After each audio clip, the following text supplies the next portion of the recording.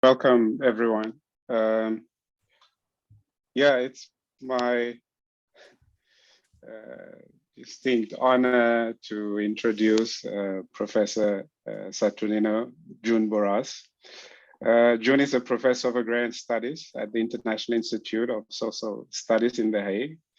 He's also a adjunct professor at the College of Humanities and Development Studies of the China Agricultural University in Beijing, and a fellow of the well-known Transnational Institute in Amsterdam. All right, so now that I've gotten rid of the formalities, let's get to who he really is.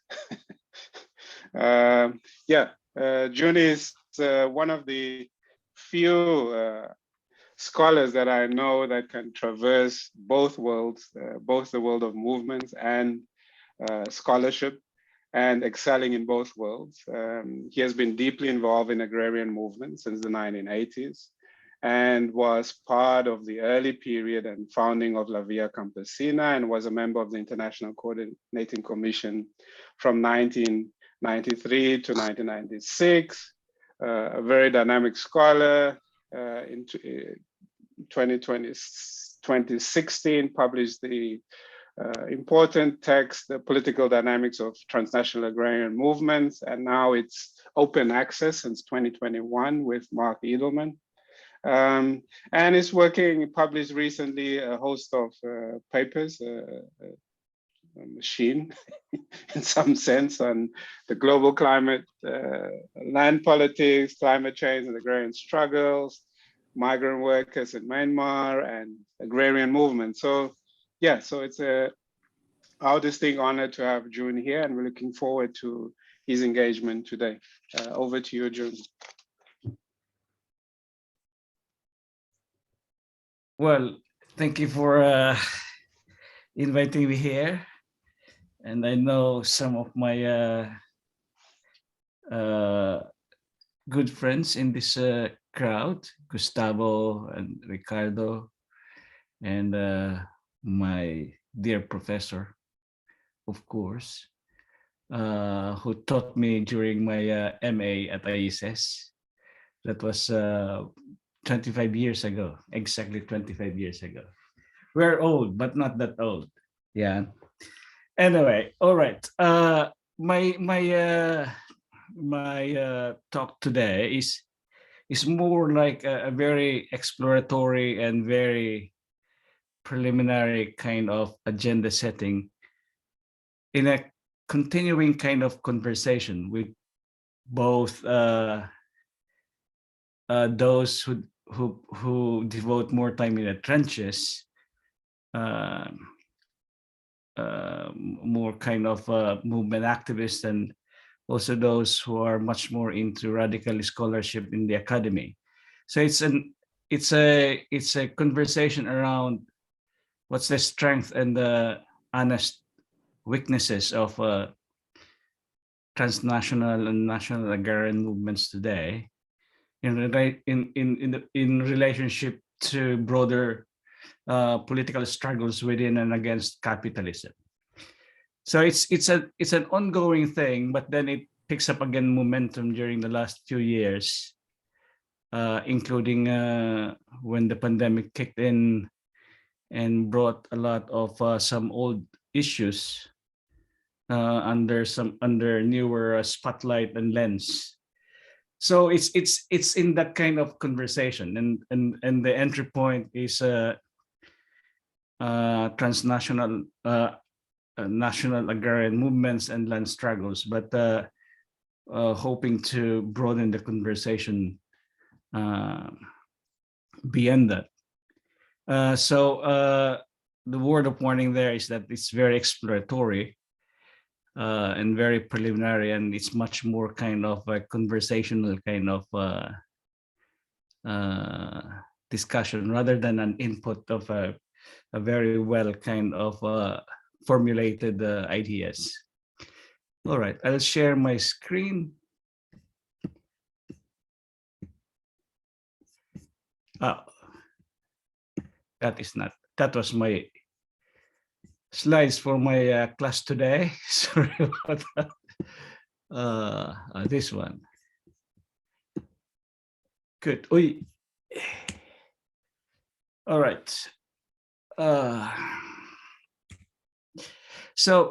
the starting point is that land is oh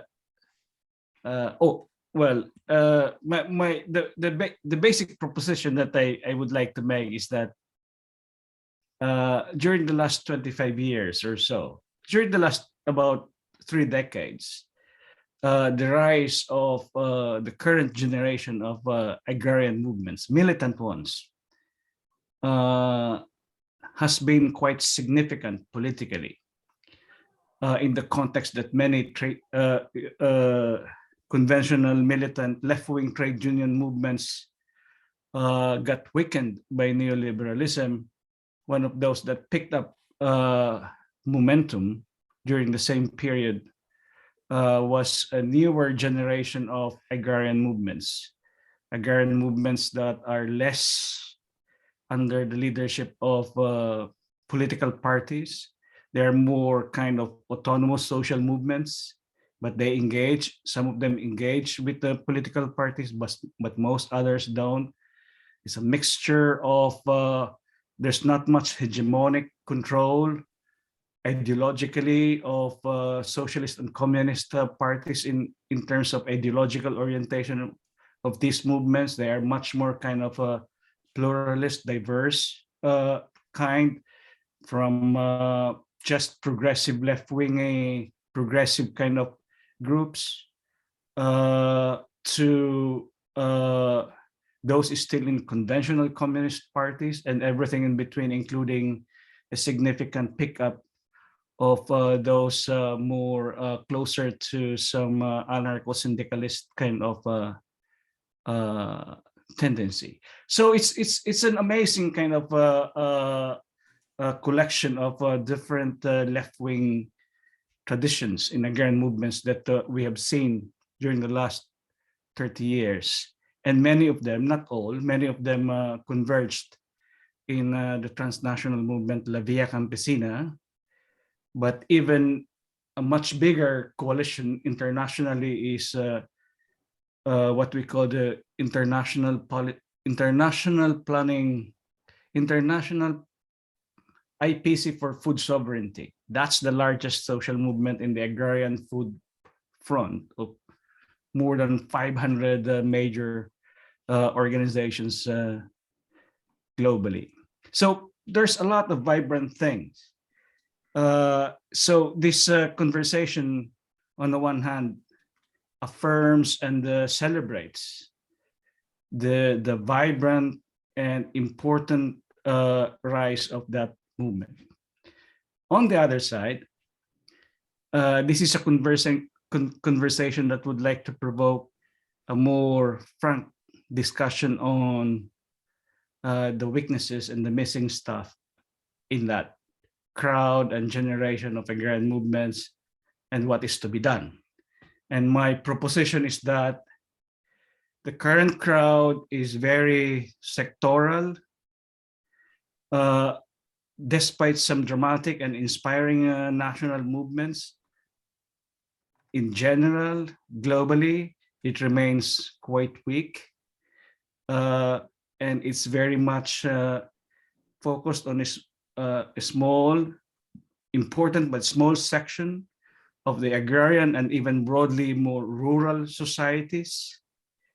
And the much needed cross-class alliances is nowhere to be found.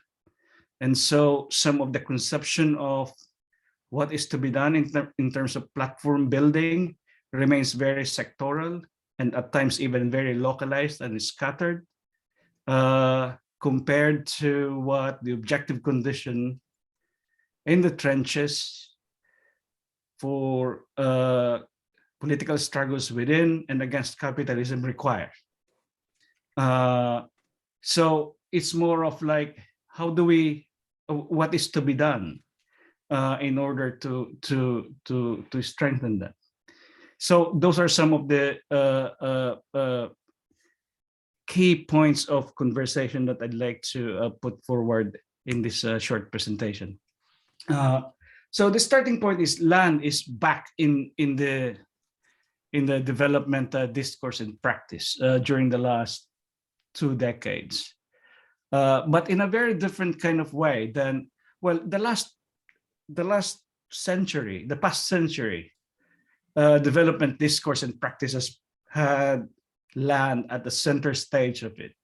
You know, whether it's a nationalist kind of industrialization, so land and what is to be done by land, land redistribution, land reform in the context of trying to break the social base, feudal structures, and so on and so forth. Land was central there, but it's very much in squeezing rural for urban path of development, squeezing agriculture for the more industrial led kind of development. Very classic, conventional kind of agrarian transition, and the role that agriculture plays in the development of capitalism, more capitalist path to progress, or even for the socialist path to development. Today, land was back in the agenda. It was lost during the neoliberal period. No one wants to talk about land, not even the academy who are interested about land. So there was an interregnum there in the 1980s and the 1990s. No one wanted to even just talk about it. And then suddenly, during the last 20 years or so, it's back in a big way, but in a very different kind of way than from before. So one way of looking at it is to look at it from three overlapping spheres of global social life. One is in economic production, in which it partly validates the conventional way of looking at land in relationship to broader socioeconomic and broader development processes. The other point is that, and it's coming in a big way, is a reappreciation of the issue of social reproduction, coming in a big way, especially coming from the current generation of feminist political economists, but looking at this not as a separate sphere from economic production, but increasingly looking at them as a unitary kind of space of economic production and social reproduction. But many are pushing for social reproduction in a broader sense of not just provision for food, clothing, and shelter, care and affect, but also social reproduction of society as a whole, so social reproduction of indigenous peoples and so on and so forth. And the third point there is land as carbon sink for production waste, and that's coming in a big way today. So with the carbon traders and carbon trade and carbon reinvention of calculus about carbon and everything, suddenly it's all about land. So whether we are talking about COP26 in Scotland, and one of the biggest things that they could claim is net zero emissions kind of march into the future and how to deal with climate crisis, it's about land. When you talk about largely, when they talk about net zero emissions. So it's about re-engineering and recapturing and recasting the purpose of land. So it's big, but it's way much larger than let's recast the access to and control over land so that small farmers can have their piece of land and so on and so forth. Oh, that's still there.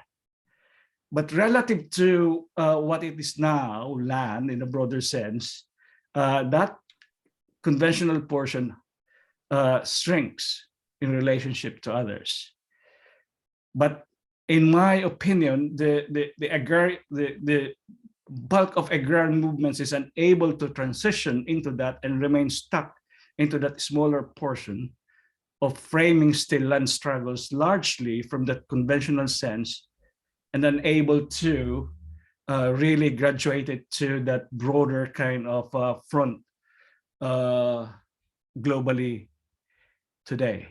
So in all that midst, you have this convergence of multiple crises of food, energy, environmental climate crisis, jobless growth, which means also the rise of what we call the precariat, 1.5 billion or whatever the current estimate now, and the rise of regressive populism. So that recast the whole battlefront in the rural areas that have something to do with the broader world anyway. And at the center of that is land struggles.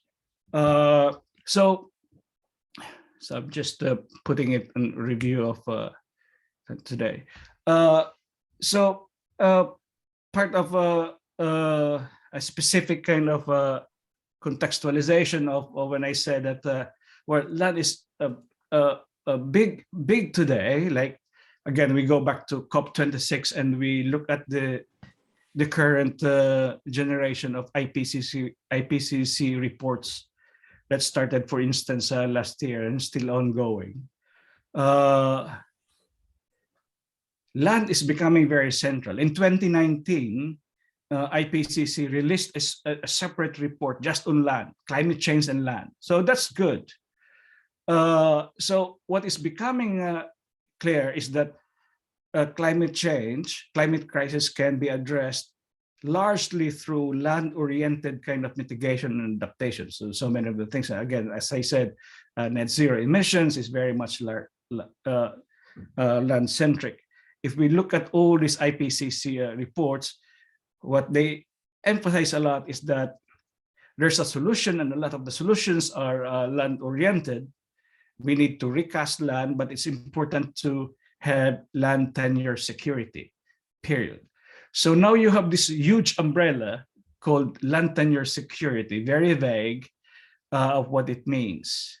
In a situation where there is a very particular kind of global politics of land, putting forward a very vague notion of land tenure security could mean anything.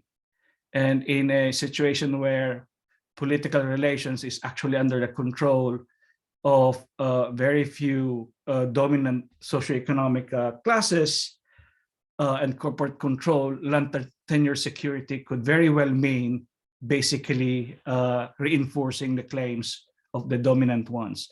So in one of our current papers, we just said that the global climate of land politics is such that it's marked by three political acts orchestrated by the dominant mainstream institutions. One is to roll back everywhere all the previous gains of redistributive land policies in whatever it is, whether land redistribution before, et cetera, to roll it back and put it back to market mechanisms. The other one is that in places where there are some ongoing redistributive land policies, whether it's land reform or land restitution, the policies to contain, they fund the ministries, they fund the program, contain the implementation of those policies. And in places where there's so much land-based inequality, which is ever growing everywhere in the world today, anyway, the policy is basically to block any initiative to push for social justice-oriented land policies.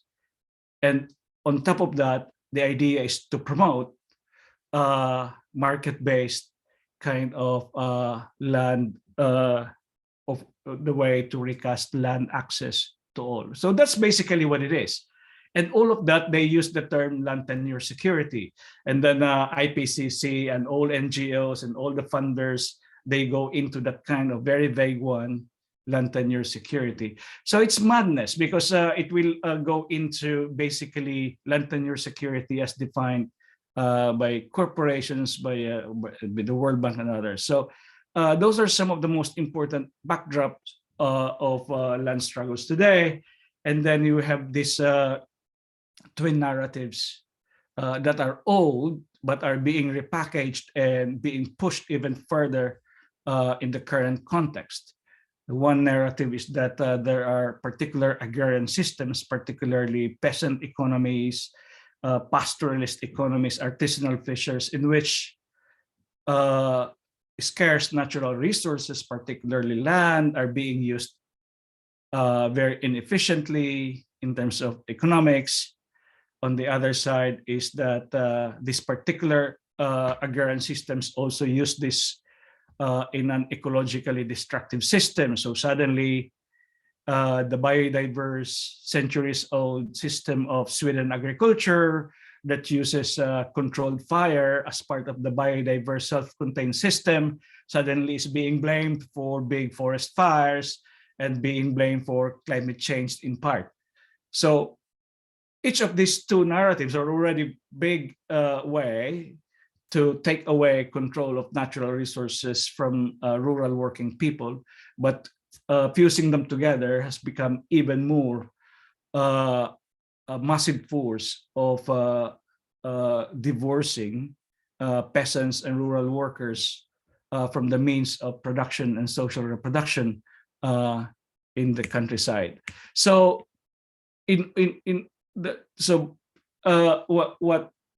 what that all means, of course, is that land has expanded its reach in terms of agenda in the global development discourse and debates today. But that also means politically, the implication is that political struggles within and against capitalism have increasingly been implicated into the land front as a broader front of struggles. So from there we jump into, then it has become just important to ask, well, how then is the situation of our land movements and agrarian movements to be able to position or reposition themselves in a much better and stronger way in the current conjuncture of political struggles within and against capitalism. And this is where my proposition is that they are there, they're important, and they're playing important role, but weak, and they are missing out on many important elements in the battlefront for that. I'll just summarize there, and so on and so forth.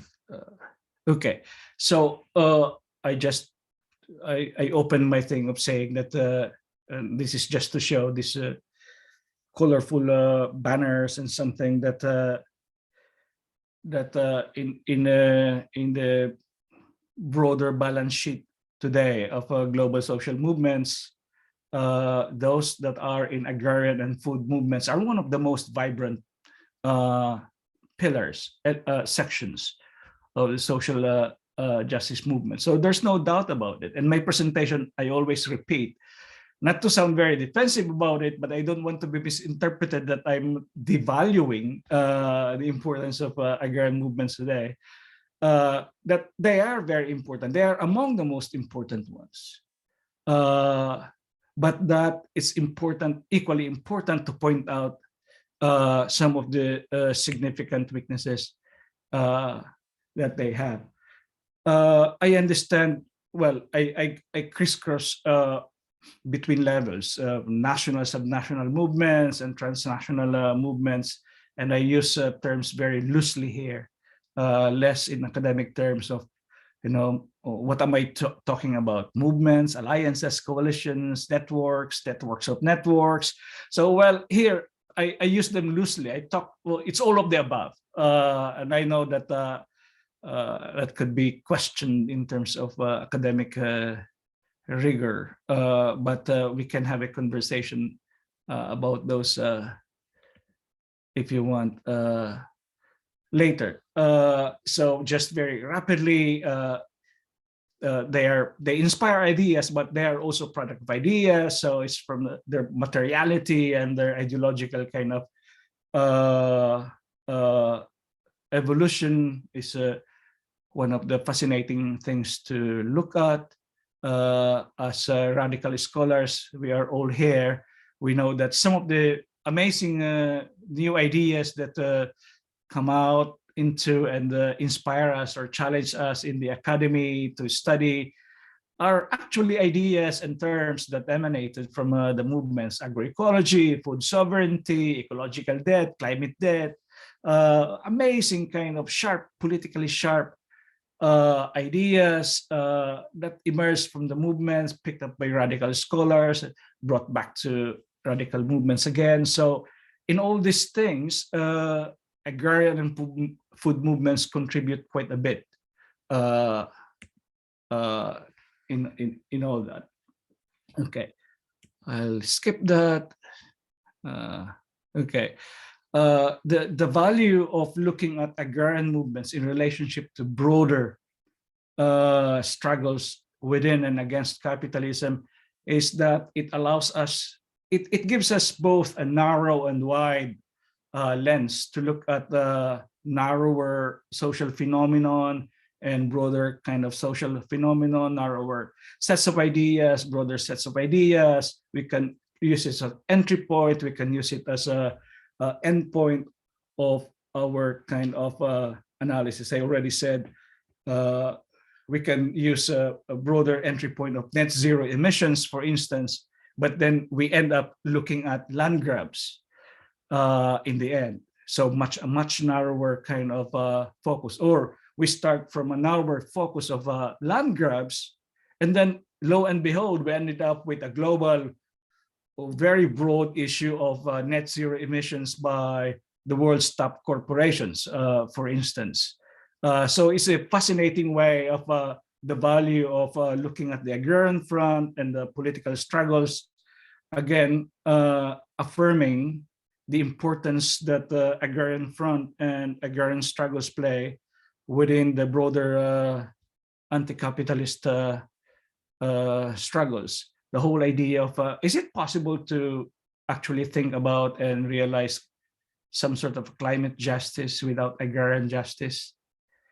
And conversely, is it possible to think about agrarian justice today without thinking about climate justice? Now, we post that because we know that the conception of agrarian justice is a very different conception from a Western notion of justice more generally.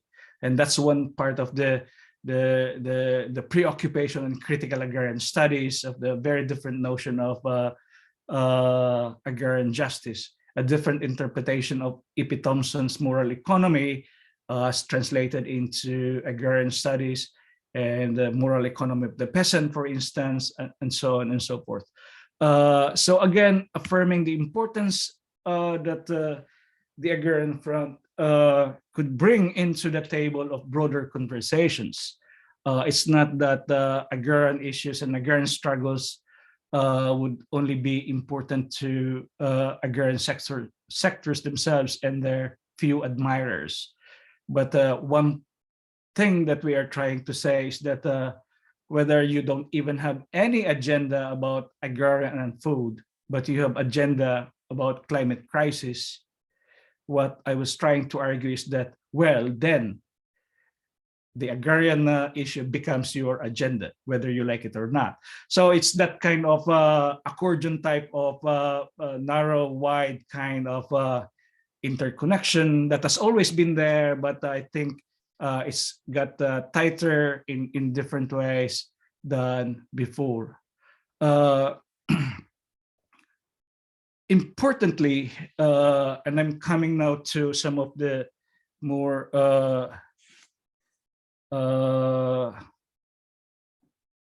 hopefully provocative points that I'd like to raise, is that recent convergence of crises, especially the pandemic, also affirms the value of agrarian movements, but also exposed persistent blind spots.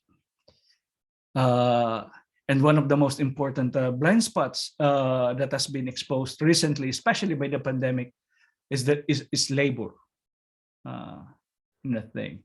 Now, when you talk to farm workers, for instance, and suddenly the role played by landless laborers, farm workers, migrant or non-migrant farm workers in the whole supply chain of the global food system is enormous.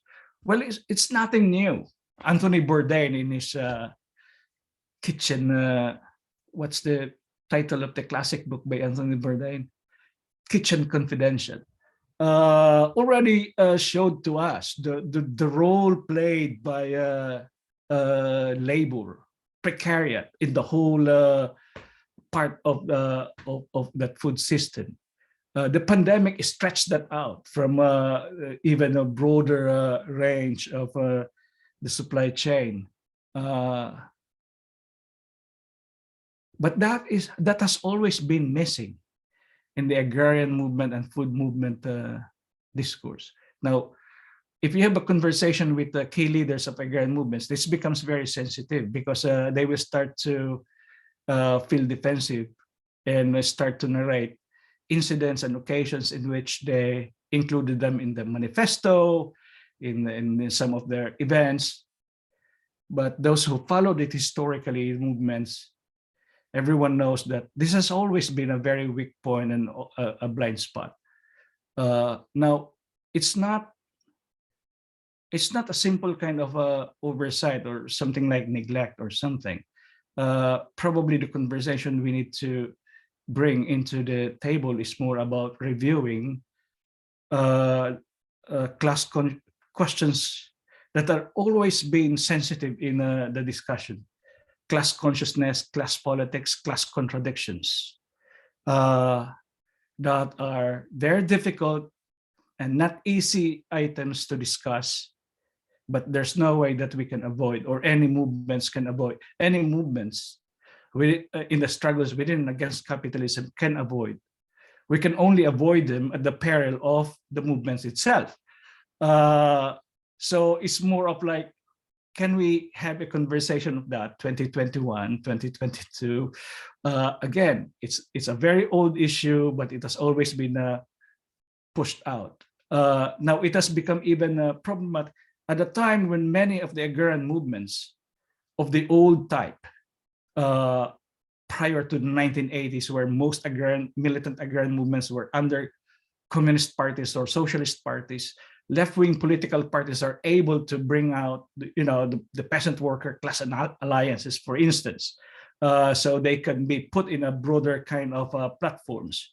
But that collapsed today. That is not nowhere to be seen. That is not a major kind of section of the current generation of agrarian movements. So there's no communist parties, socialist parties to bring them in one singular kind of platform, and partly that's one of the reasons, maybe not the only one, why this very important point is not being picked up. It's not a simple kind of thing, but it will have a lot of broader kind of implications in so many things, and how we conceive our idea of a positive future, whether the positive future is within capitalism or outside capitalism, how does it looks like, which social forces, which classes are going to constitute your subjective forces. Those are important points. So it's not just a simple kind of thing, oh, we neglected one sector, so let's bring them in. But it's more of a pestering class contradiction from before that continued to hound political projects. So I'll skip many of those things. I'm running out of time. All right. So one question today that is important to agrarian movements is that if the root cause of all the problems in the agrarian front and more broad and beyond ultimately is capitalism, then the big question, of course, and this is very much brought during the pandemic, is that, is there a positive future within capitalism then? So for most of you guys, probably this is a no-brainer kind of question, because probably it's too elementary for you. But when you are in the trenches, where your discussion is bread and butter kind of struggles in the here and now, often you discuss less about broader elements of stuff like capitalism in this kind of context. One of the things that is a sensitive discussion among important agrarian movements today is that if the positive future implicates food sovereignty, which is a very important center of gravity in how the current agrarian movements think about a positive future, the big question is that, is food sovereignty really possible within the logic of capitalism? So that becomes not a straightforward thing to answer, principally because of the class composition of big movements like Via Campesina. It would be easy for those who are into left-wing of different strands of Marxist and anarchist tendencies within Via Campesina to answer. But that is not even the main bulk of Via Campesina's base. How about those who are outside those circles? They are progressive, but they're very progressive liberal kind of thing. That might not be a straightforward discussion. So some of the remaining point here is anchored on two recent works, not really very recent, but it's more of a recent rearticulation before Erik Olin Wright died 2 years ago. Is his last coherent work on how to be an anti-capitalist in the 21st century. My fascination there is more about what I think is a very handy and useful typology of anti-capitalism, of smashing capitalism, taming capitalism, escaping capitalism, and resisting capitalism.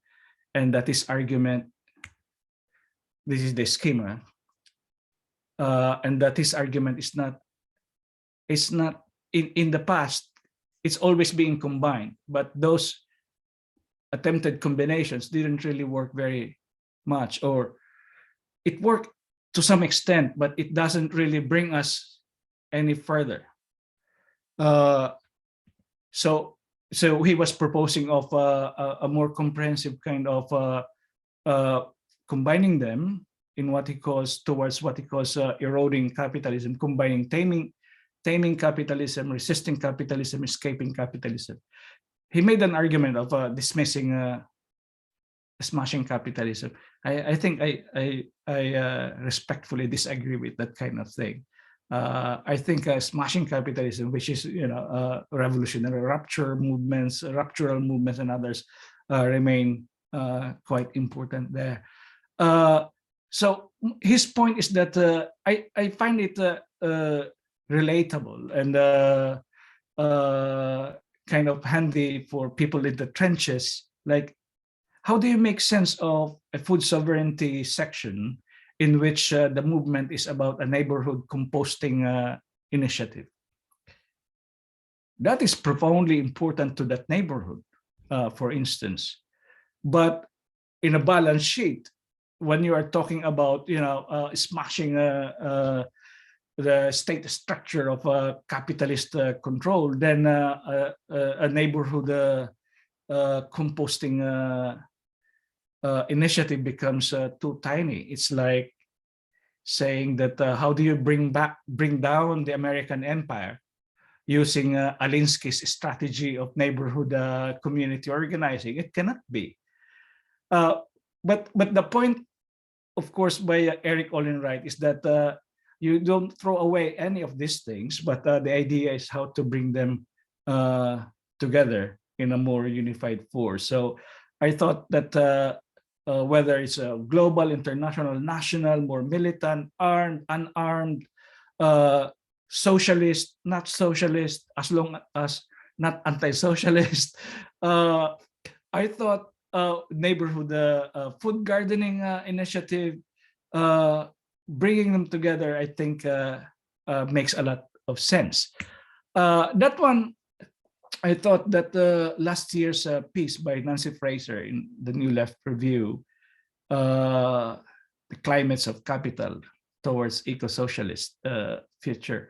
Her main point is saying that many of the environmental justice movements are very important. They are crucial.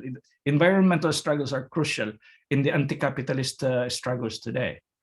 But that she said that if you look at many of the environmental justice movements, they are fascinating and very important, but they tend to be concerned largely on the local harm to their communities and societies that capitalism brings. So that struggles are very much localized and sectoral and unable to connect to different other multi-sectoral kind of concerns, and unable to connect into the broader logic of capitalism. She calls it not sufficiently trans-environmental. So her call is to have a more sufficiently trans-environmental anti-capitalist kind of struggle if we have to go beyond capitalism. For her, it's eco-socialism. So between Wright and Fraser, I thought that's a good way to pursue this conversation of the state of agrarian movements today. And I would say, using that logic, we can say, and I would say, that agrarian movements today are not sufficiently trans-agrarian in that logic, and that anti-capitalist, the struggle should be tripodal of anti-capitalist, broader, trans-environmental, and trans-agrarian. So I come back almost now to where I started with my observation that agrarian movements today, in my view, are largely sectoral, largely representing only a section of the agrarian working people, mainly small and medium farmers. Geographically, in general, agrarian movements are geographically patchy, having a patchy presence subnationally and across countries. Agrarian movements are not always and everywhere clear about their position in relation to capitalism, and thus not clear about the lines of struggles within and against capitalism. Without being clear about it, we know that political struggles can inadvertently strengthen, not weaken, capitalism, for instance. That agrarian movements tend to be less able to forge enduring and extensive cross-class alliances with labor, non-agricultural working people in small and medium rural towns, for instance.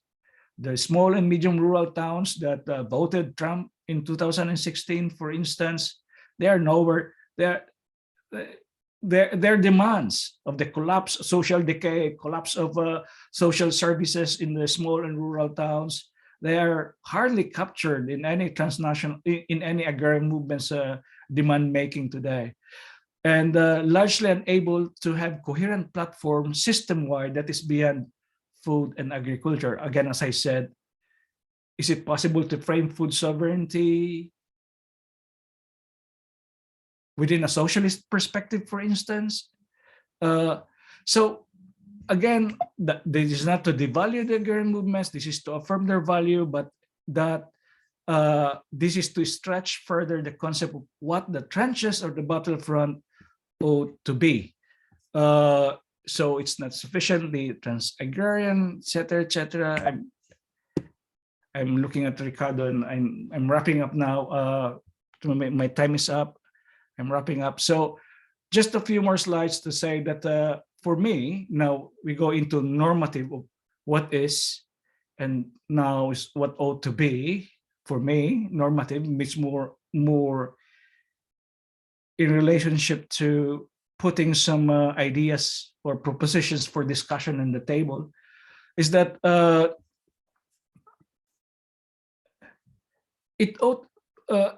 trans-agrarian movements ought to be cross-class in terms of social forces that could comprise the subjective forces for radical change, with the alliance of working people as foundational force. So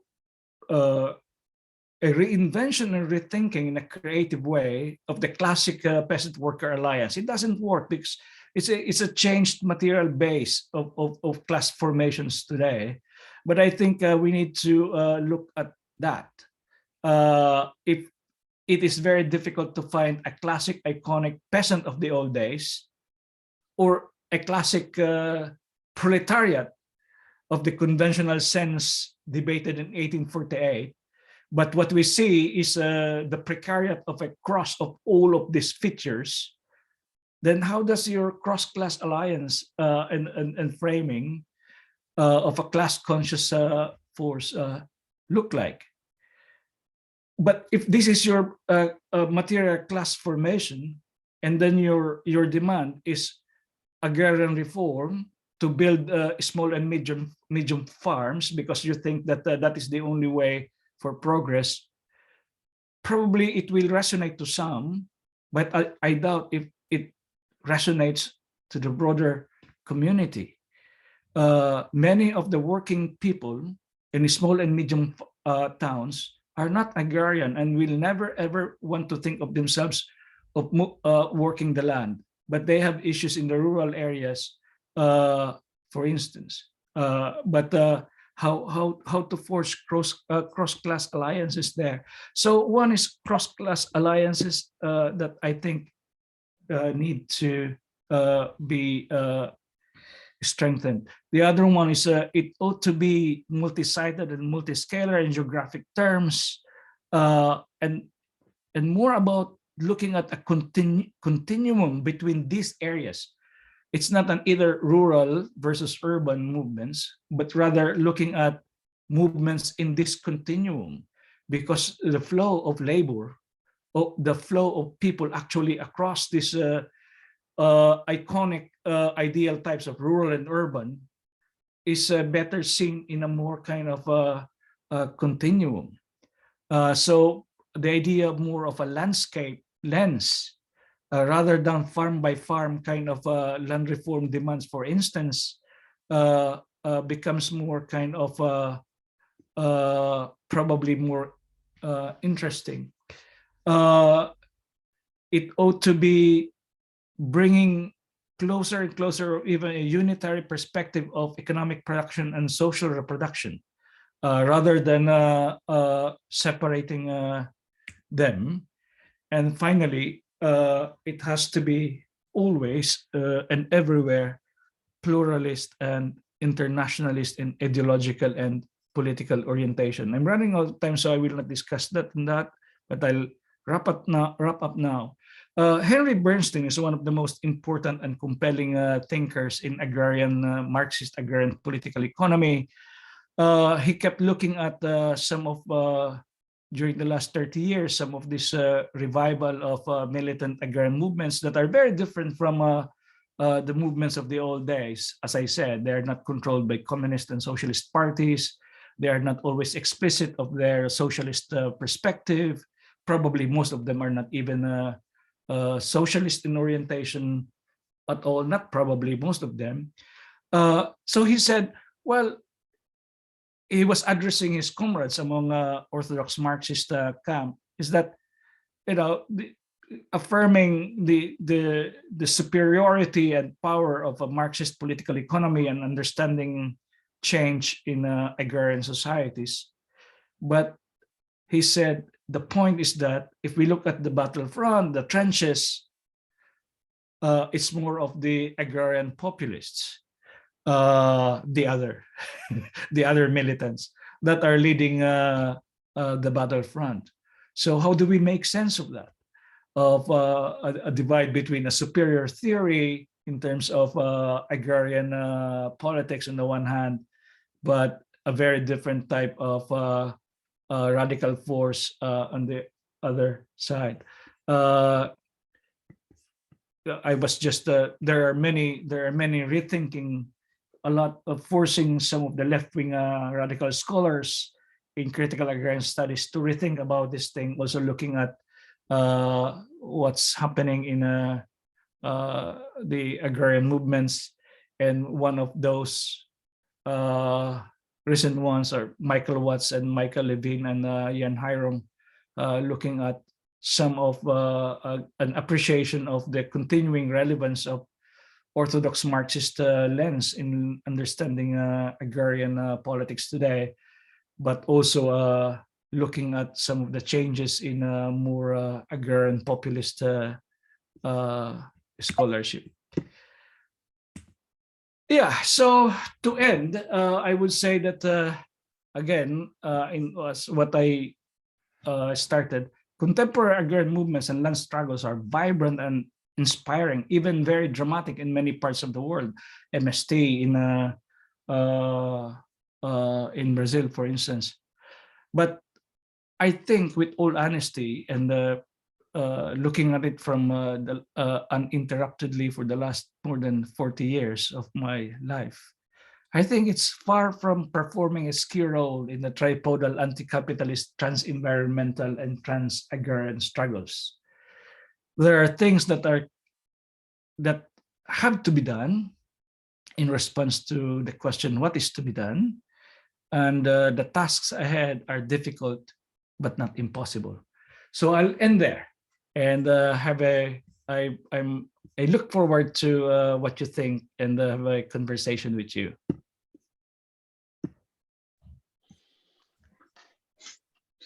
Thank you, Jun, for that broad. I think this is from my point of view, I think this is the most important topic that we are confronted with in the 21st century, and the type of struggle beyond and within capitalism. And you have set us on a course for debate, but leaving us with a few provocations and also new insights into discussing how do one proceed, what is required within the 21st century, and are the tools that we have been using so far, is it sufficient to analyze and discuss it? But since we don't have, we want to get into a discussion, so thank you very much again. I'll start probably, as I can see from the chat box, ask David to just go ahead with his question, and then Jan or Daniel, I don't know if that were comments, and then we can open it to others to just use either put your question in the chat box or just raise your hand. So I'll hand over to David, please. Ricado, thank you so much. Jun, wonderful talk. Really important and often seems off the table. We really need to focus more on this. I'm interested in your thoughts on the recent agrarian struggles in North India and the seeming victory of the Kisans, of the farmers there against Modi. Maybe this is an indication of where agrarian land struggles are going. And thank you for bringing Fresh Fruit and Broken Bodies by Seth Holmes in there. I think he covers some really important, interesting territory.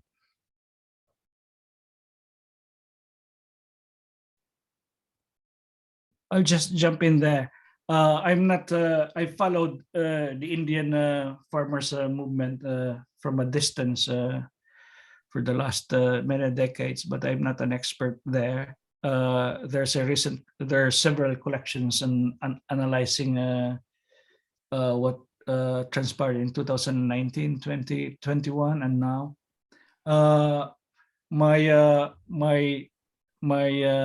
take about it is that what happened, my understanding of what happened, is that it's this rare moment in the Indian peasant front in which the different sections and classes that normally didn't see eye to eye, rich farmers, medium farmers, poor farmers, landless laborers, suddenly converged and forged alliance. That's exactly what we were just discussing here, and right. Supported by the broader society. Exactly what we were talking about, and a particular kind of issue. So that is great, and that is inspiring and very dramatic, and the way to go. Now, big questions, and it's a good reason to celebrate. There's always kind of thing, what's wrong with celebration, being celebratory? There's nothing wrong with being celebratory. And I think the Indian farmers' protest deserves to be celebrated, their accomplishment. But things to to think about in a longer historical continuum about agrarian politics is that there were moments of cross-class alliances, but almost always never sustained. And then later, quickly they part ways. When, if and when the question is wage hikes, what do we think the rich peasants in that coalition would say about that? They have always been silent on question of labor conditions of their farm workers, or even land redistribution. The rich peasant section, which is a very powerful one in the Indian farmers movement, had never picked up and deliberately silent on land, even when they're even among the most militant ones of torching KFC and torching Monsanto, for instance. But it's a class contradiction. It's a class kind of politics. So that's one to see how they're going to sustain that cross-class alliance.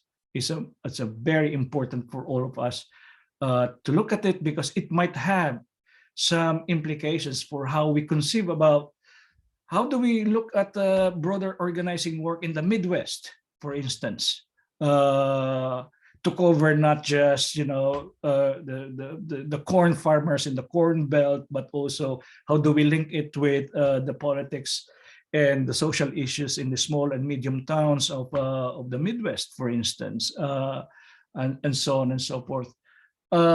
So yeah, a great thing to celebrate and take inspiration from, but never too romantic and never too just to protect ourselves from being getting disappointed at some point if that coalition is not sustained. The real thing is that class contradiction is real. Thanks so much for that. And also referring to the US Midwest, I come from Iowa, so I've seen this on the ground as I grew up there and over the years. Oh my God. So thank you so much. Yeah. Jan and then Daniel. Indeed, it was just rather a comment, but maybe I could turn it actually into a brief question, is just from the doubtful side. If we think about the 20th century and peasant movements that adopted Marx, and now especially think about China, isn't there like too much consolidation in state structures worldwide that you could expect a similar impetus from a rather marginalized section of society, globally speaking, today? Can you rephrase your question in something? Okay. I was distracted in something, and then I didn't follow it very carefully. So if you think about peasant social movements in the 20th century, of course, forceful, impactful, because a large part of society at that point in many regions of the world. And maybe today you would rather say, okay, they're not as big a part of like the society quantitatively speaking. Would you really be able to expect such a forceful impact once again coming from people? Yeah, excellent. So, well, that's a very important point, and that's a very important part of my premise in my discussion. A very uneven presence of peasantry that, however we define it, whether in the most conventional way of what Marx saw in France and wrote the 18th Brumaire, for instance, that kind of peasantry, almost like potatoes in the sack, in that kind of classic sense, or the new peasantries of Jan David van der Ploeg, which is much more kind of social entrepreneurs kind of peasantry, still their presence as a population, as a group, as a class, as a social group in societies is very uneven, where some, you go to Myanmar and you still have the classic 70% of the population peasant in that kind of sense. But again, we go back to Europe, then it's less than 5%. In the US, it's similar.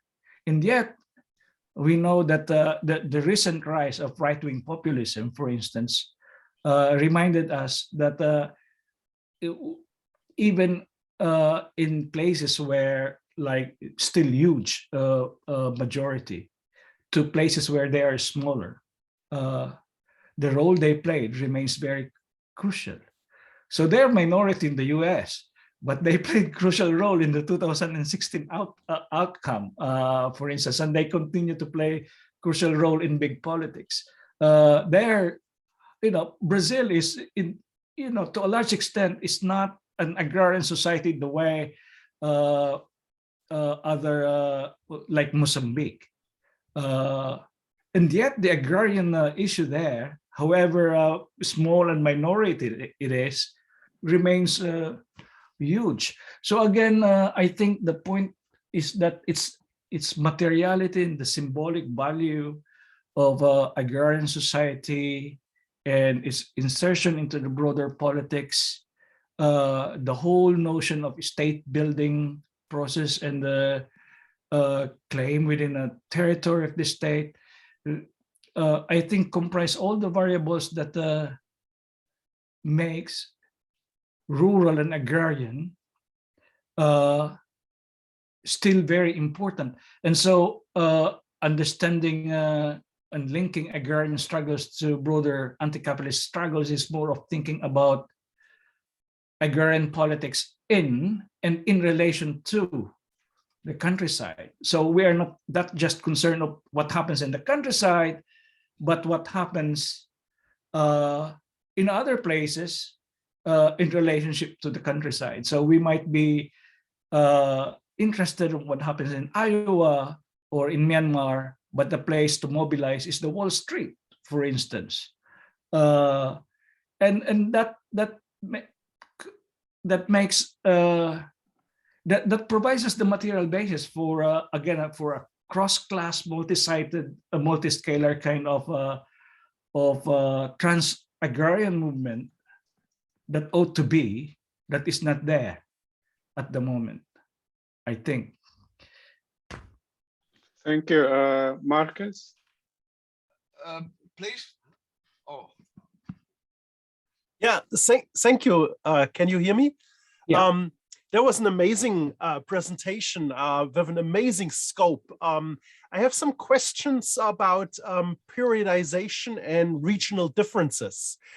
In the blurb for the talk, there is this periodization, that long period of land issues from the Mexican Revolution to the Nicaraguan Revolution, and then the quietness of the 1980s and the 1990s. But about that, I'm not so totally convinced.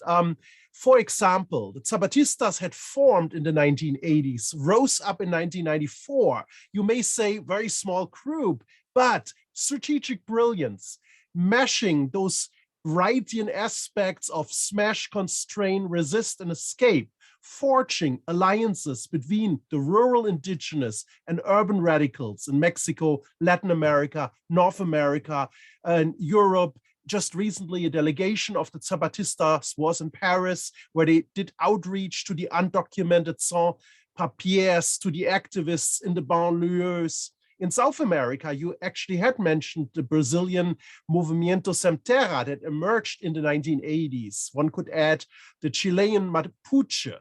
So that brings me then also to that aspect of the regional differences. Central America, William Robinson of Santa Barbara had argued that the combination of the revolutions and civil war actually helped break the very grip of power of the old landed oligarchy that then unintendedly assisted in the rise of the new export-oriented elites. In the European Union, you have huge subsidies to farmers that are really significant. It's compared to the US, where you have larger scale agriculture in support of more medium, but also very small farmers. So how would a focus on regional differences inform your model, and how would it inform the strategic lessons? What would be the implications for strategy? When to combine what strategic elements under what kind of conditions? Yeah, well, I completely agree with what you were saying, and it's a very important illustration. Zapatista, I would say, is a representation of the break from the conventional movements that I put in my periodization. For instance, my periodization of the 1910 revolution in Mexico to, I always slash up Sandinista of 79 slash Sano PF at the end of the Rhodesian War in 1980, because for me that represented the old type of agrarian movements, in which socialist and communist parties were almost hegemonic in terms of directing agrarian movements and the demands, the way that they demand almost solely agrarian, in the classic agrarian question, agrarian transition framing of land as a very important part of the for the development of the productive forces in socialist perspectives, and so on and so forth. Zapatista represented a very different, a new breed that was ushered in. That earlier, they were not the first ones to open it. They were partly inspired from earlier upswing in places like Brazil, with the MST in the early 1980s pushing, but again of a new breed of more autonomous militant social movements that is still partly Marxist in a lot of ways, even Leninist in some ways, but not in a way that you have a political party commandeering the social movement. So with Zapatistas seizing power without seizing state power, so to speak, that whole kind of generation open up debates about it. Up to now, it's an important debate. So I agree with you, but it's within that periodization. It manifested in different ways. Zapatismo is very different. It overlaps but different with MST, but even across the Latin American region, you see great similarities, but also great diversities across movements within and between countries. We could see what they focus on, how they mobilize, how their general orientation, for instance. But when we bring it outside Latin America, it will be very important to always remind ourselves not to look at movements from the image of likeness of what we saw in Latin America, that if we don't see other movements in the image of likeness of MST, that those countries don't have movements.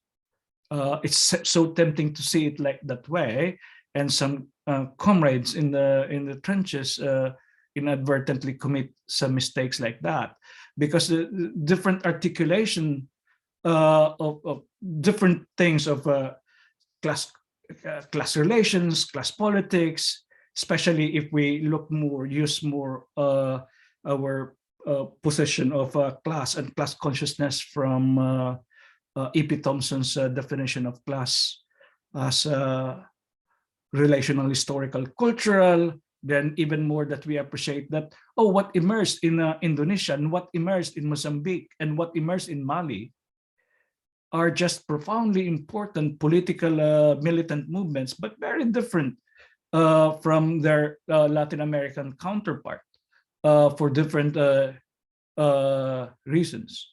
But even now, the diversity within there among similarly working class sections of the rural working class, whether small and poor farmers or landless laborers, is one thing, but and I have no problems in terms of let them be very different. And that's the function of big movements like Via Campesina, in which they aggregate as a platform these different manifestations movements. The only problematic one is when they bring in, when they broaden their definition of who can come in and who cannot. So for instance, the broader banner of definition of people of the land. Oh, that's too big, people of the land.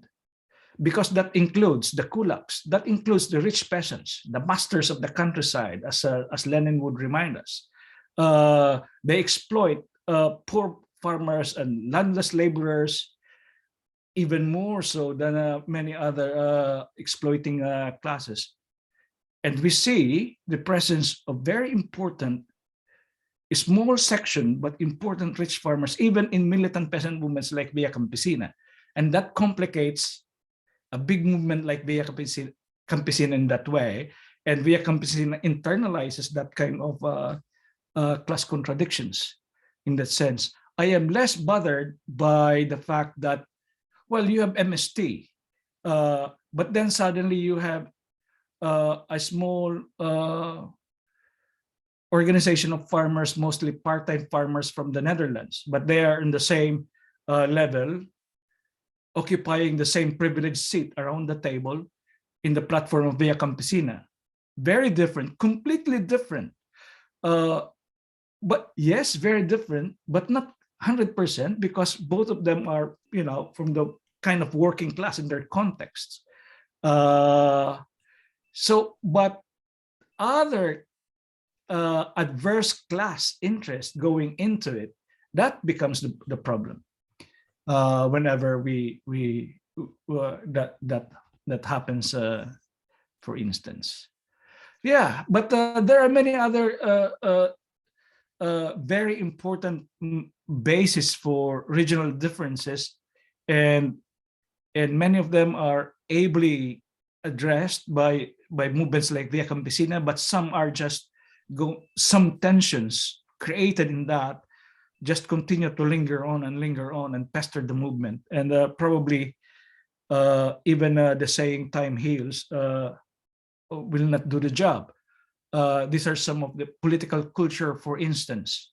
What is a good movement? What is a good movement leader? What is how do you do education within movements, and so what is a strategy and tactics and correct one? Why are you meeting the World Bank? We should not meet with the World Bank. Oh, but in our political culture, it's fine to meet with the World Bank, for instance. Why are you talking to your government? Well, it is our government. We are all ANC, you know. We are all something. If you are in South Africa, you know, this is our party. This is our liberation movement. They are now in government, so they are not. So the different histories, even UNAC in Mozambique and Frelimo, for instance, it's much more complex in many other societies. And I think let it be, as one of our, you know, reference points said, one said, you know, let 100 flowers bloom in that kind of context, but with limit, you know, just hundreds, not 101, so to speak. Anyway, I leave it there. Yeah. I think, Jun, we're going to combine Jan and Gustavo and then allow you to answer. And then we go, after you answer, we go to Kim. So Jan and then Gustavo and then Jun can answer the questions. Jan, you have to unmute yourself. Jun, thank you. And I agree, this is formidably important. But I want to put 102nd point, namely a historical paradox at the center of it all. In many countries the world over, the key problem is an urban people is governed by rural power. An example is the United States with South Dakota, North Dakota, Wyoming, and so on and so forth. The Senate, which is the bottleneck of the entire world, is a rural body. Supreme Court, electoral, they're all rural. Add India, BJP, Turkey, Anatolia, Malaysia, UMNO, Japan, LDP, and so forth.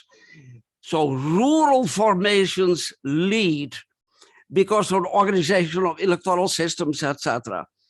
Yet at the same time, there are very different rural powers. In the European Union, Christian Democrats have ensured for decades on agricultural subsidies as part of the EU Pact. In the United States, subsidies go to mega agro industry, Monsanto and so forth, plus food aid as a foreign policy.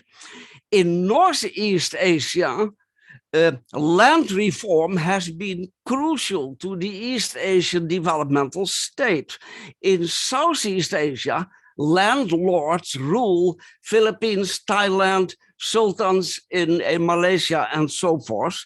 In Bolivia, Peru, and Brazil, the situation is different again.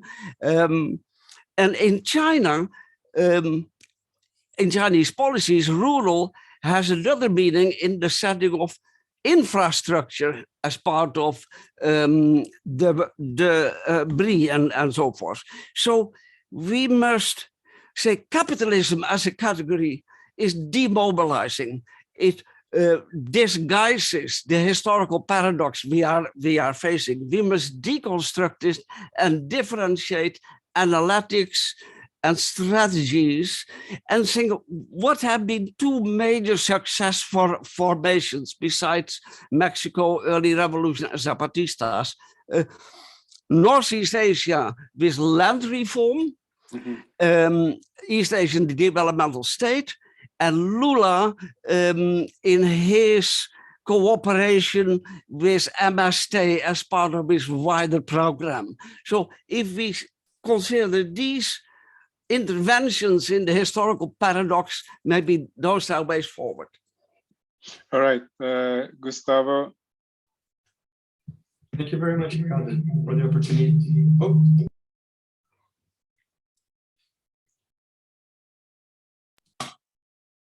Sorry, we have multiple computers going on here. Can you hear me okay? Yeah.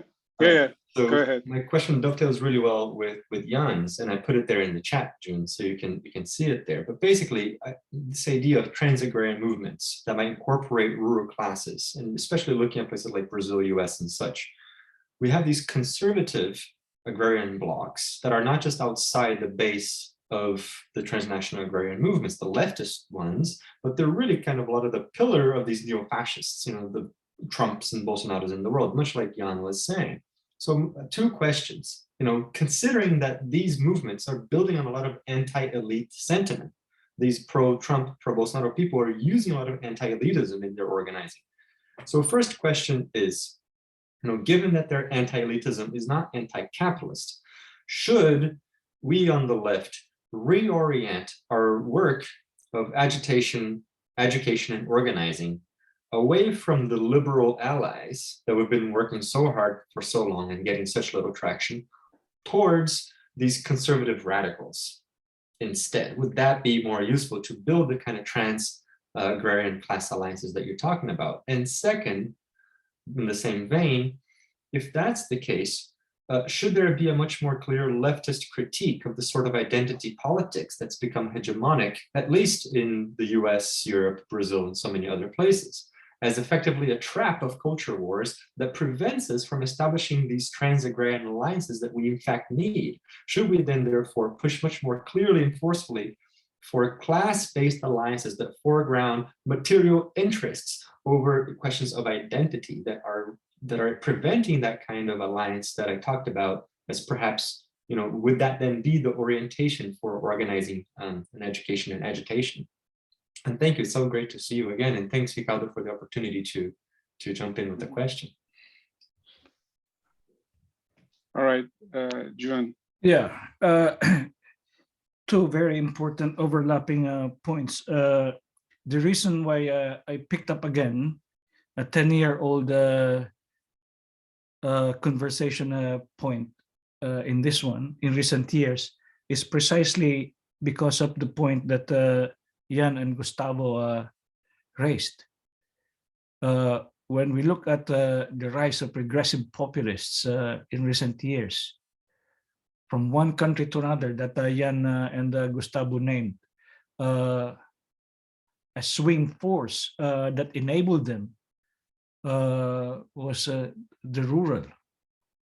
So again and again, so people who all subscribe and look at the 18th Brumaire as their mini Bible would once again said, you see, Marx was right. Bonaparte had a class base, a base among class, and that's the peasant class. That's the base of Bonaparte.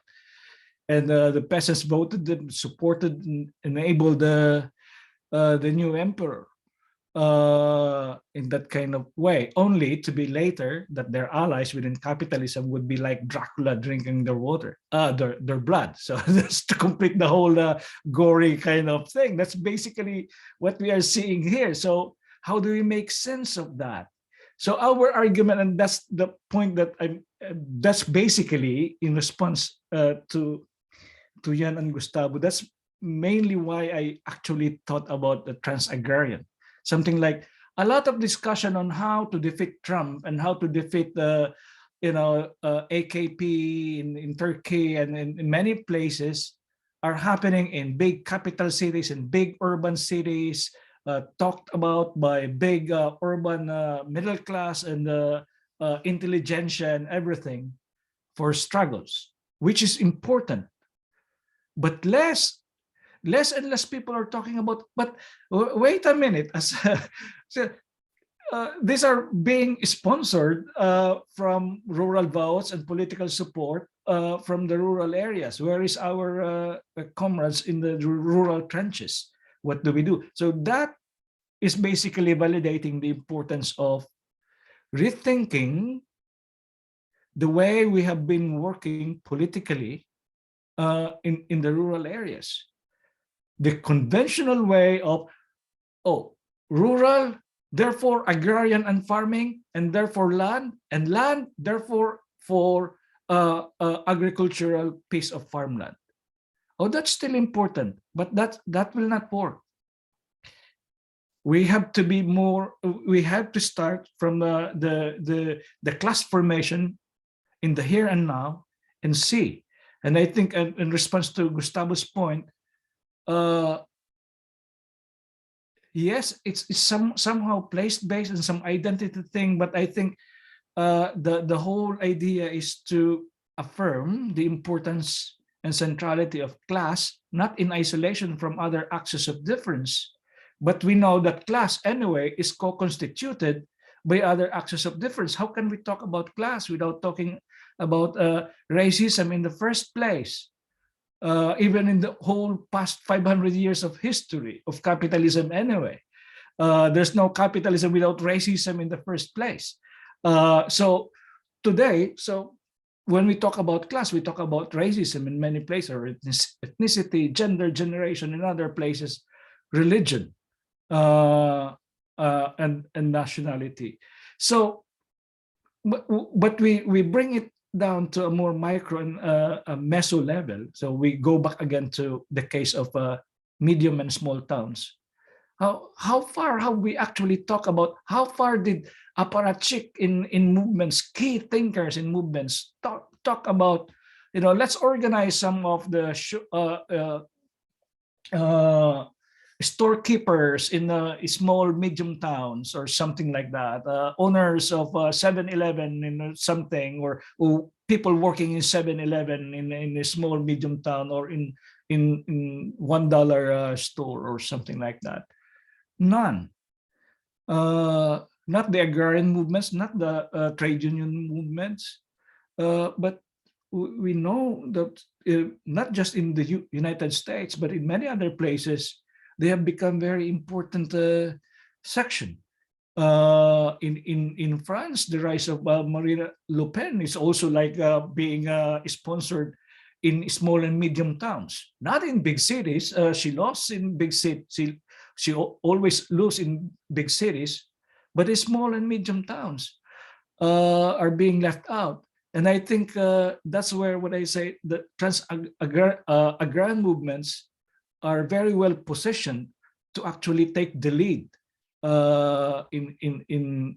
in those organizing, partly because of the fragmentation of class anyway.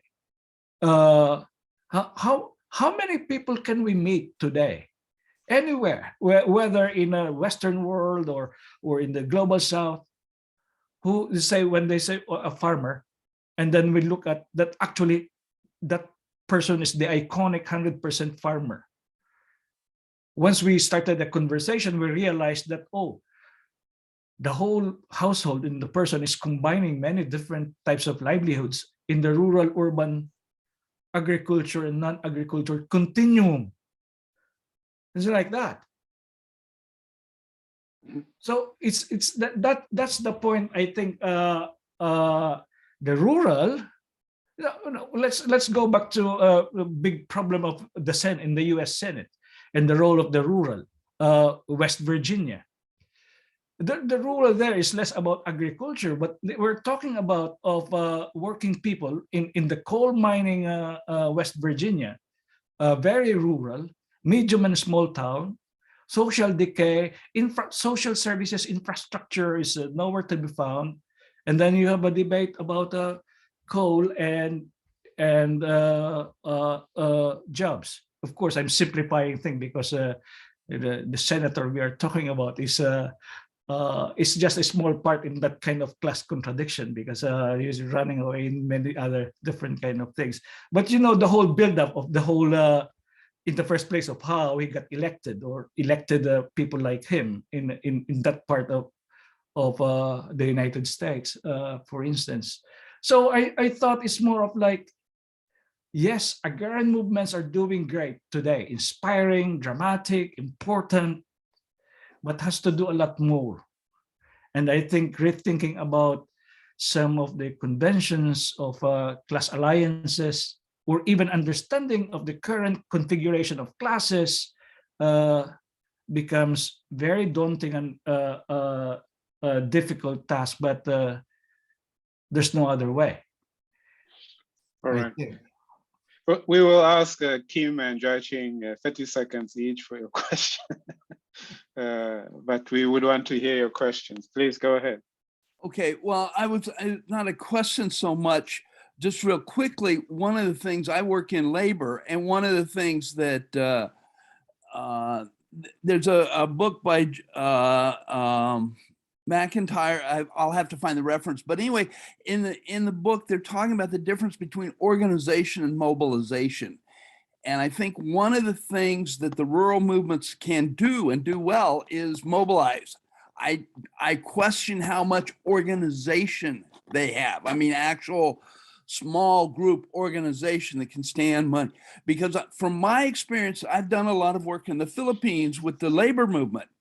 And though I haven't done anything with the peasant movement, but just in observing, you know, the violence they had in the 1980s in particular, the peasant movement couldn't withstand, where the KMU, the labor movement I studied, could withstand. It took a hell of a beating, but they still survived. And I think it's because of their level of organization, their level of education and things like that.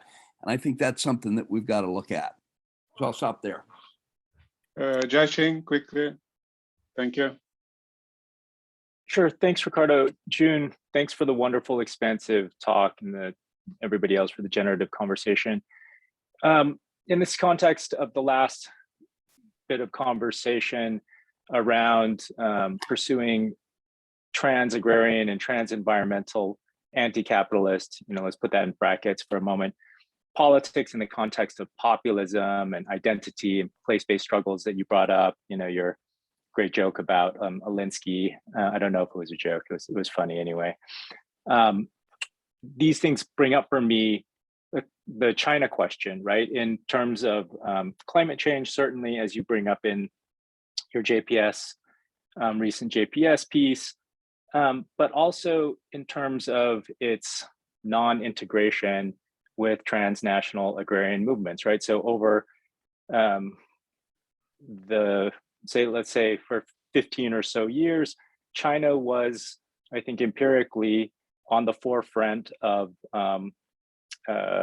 anti-dispossession land struggles, right? In terms of volume of protests, of area of land contested, and so on. But now, in the past decade, China has gone through this intense and arguably successful process of depoliticizing rural-urban inequality and of land dispossession itself, right? And so that there is no longer, it was always very atomized and well controlled by the party, but it brings up a couple questions, right? The failure, at the same time that China's dispossession within its national boundaries was taking place, it's external, and there's also a question, I think, for Li Zhang and for Gustavo. It was right expanding state-backed capital in acquisition of land, agrarian land around the world, around the global south.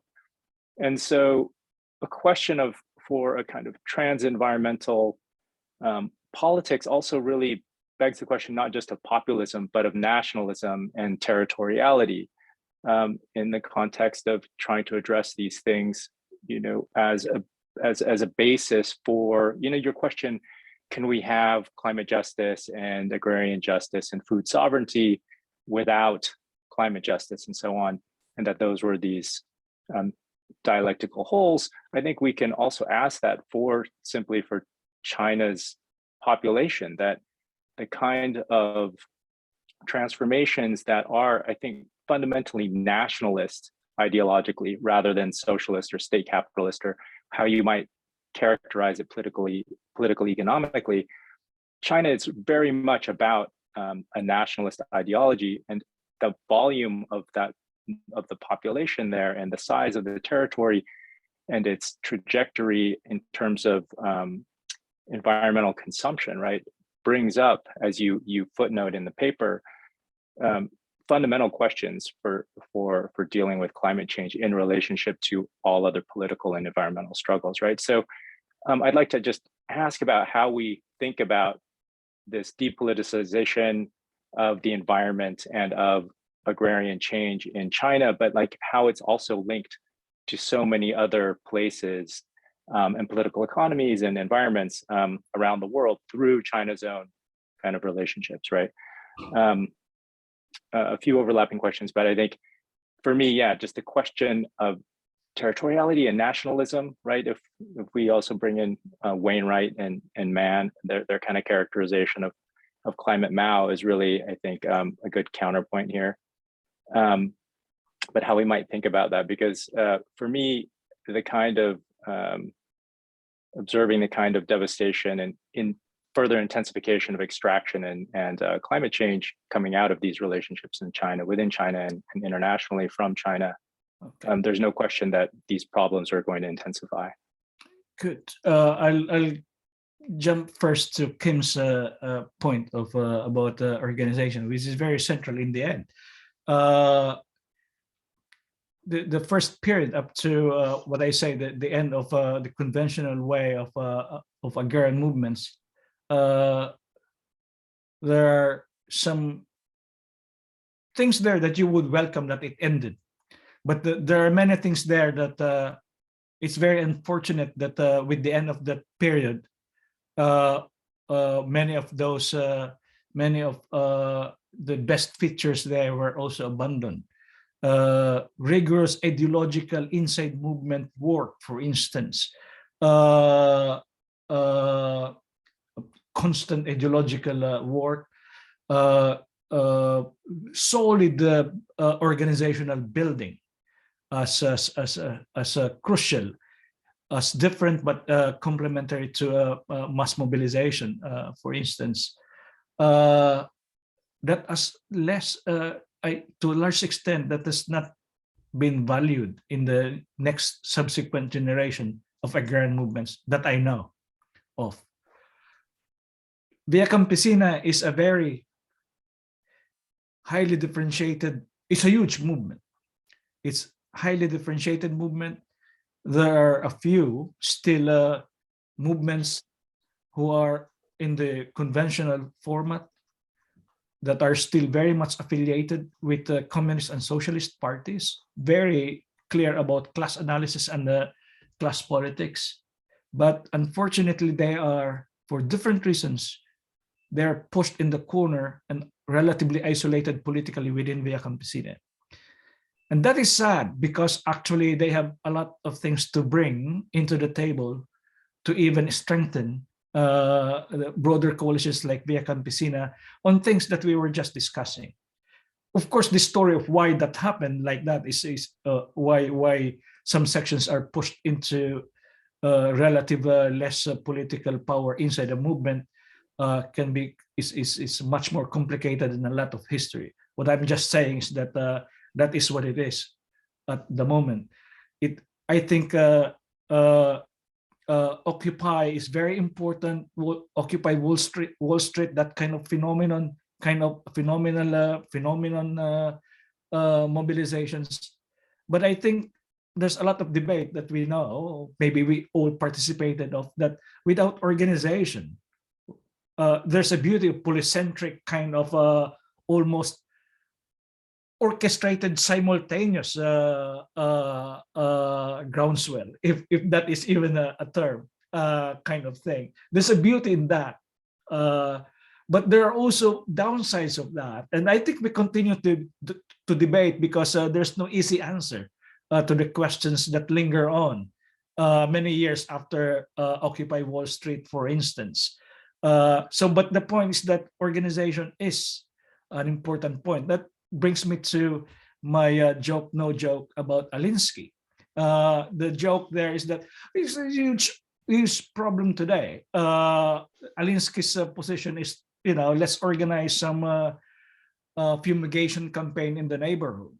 Well, that's profoundly important to the neighborhood, but it doesn't. It's still very far from bringing down the empire, for instance. And I don't know, there's a less known small book called Rules for Revolutionaries, which is a critique of Rules for the Radicals by Alinsky. But this book has been produced by some of the militants, core militants from the Bernie Sanders campaign of 2016. Their point is that the problem is huge, that Alinsky type of community organizing cannot be. So it has to be much bigger. So the Alinsky point there is part of the main point that I'm trying to make, that Alinsky represents the opposite of the trans-agrarian movement that we are thinking about exactly. So broadening and scaling up are not the features of Alinsky. On the China thing, I leave it to you in the inside logic of what's going on there. I've been researching and I've been working inside China for the last 12 years, but I claim to be completely ignorant up to now, despite 12 years of working inside. I am just doing a lot of research in the southern part of China, looking at some of the peasant workers, kind of migrant workers emergence there. But there are good people who are well positioned to answer your points more on. So here's Gustavo and Zhang and many others. I see Beverly here too. So I'll leave it to you for a broader conversation there, or maybe there would even be a different session on that. But I will pick up one element of what you were discussing on China, what's happening inside China and China in the outside world. And I think that the two in one, China, what's happening inside China and China in the outside world, is a very disorienting element for agrarian movements today. Up to now, I think agrarian movements just don't know how to deal with that. How to deal with the inside China, the single biggest chunk of ruralness and the rural workers and farmers there. It's a very different way of organizing. I would say it's depoliticized. There are many things going on in there, but I think it has to be, whatever happens there, it has to be something with Chinese characteristics, as they would put it, but also in a scale, in a grand scale, always of the Chinese grand notion of scale. So I leave it there. But the point more is that both as a context and object of mobilization and political work, I doubt if important agrarian movements, including Via Campesina, have actually even begun to understand what it is and what it means now and in the coming time. And that's a huge challenge. Yeah, I agree with you there for sure. They were attempts. They were attempting Via Campesina, but it's always like not a very successful initiatives. Anyway, back to you, Ricado.